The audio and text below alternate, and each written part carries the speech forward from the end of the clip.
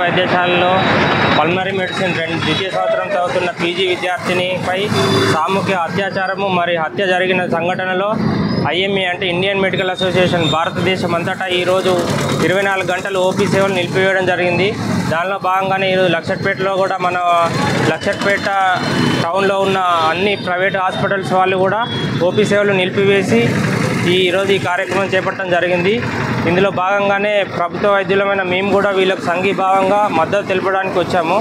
మా యొక్క డిమాండ్ ఏంటంటే ప్రైవేట్ హాస్పిటల్ కానీ ఈ దేశంలో ఉన్న ఆసుపత్రులపైన కానీ డాక్టర్లపైన కానీ జరుగుతున్న దాడులను ఆపాలి. ఎవరైతే ఆ అమ్మాయిని రేప్ చేసి చంపేశారో వాళ్ళపైన కఠినంగా శిక్షించాలని మా యొక్క మెయిన్ స్లోగన్ ఏంటంటే ప్రాణాలను కాపాడే వైద్యులపైనే ప్రాణాలకు రక్షణ లేదు. అది ఒక మెయిన్ మోటోతో ఈరోజు ఈ కార్యక్రమం నిర్వహించడం జరిగింది. దీనికి ప్రజలందరూ కూడా అంటే ఒక వైద్య విద్యార్థినిగా కాకుండా చూడకుండానే చదువుకుంటున్న అమ్మాయిలపైన మన దేశంలో జరుగుతున్న అగత్యాలు ఆపాలి.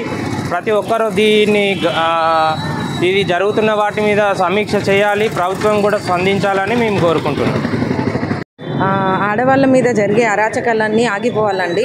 దానికి రూపంగానే మేము ఈ శాంతి జరగడం జరుగుతుంది. So I really hope everything goes on well and ఆ అమ్మాయికి జస్టిస్ జరగాలనే ఈ ర్యాలీ నిర్వహించడం జరిగిందండి.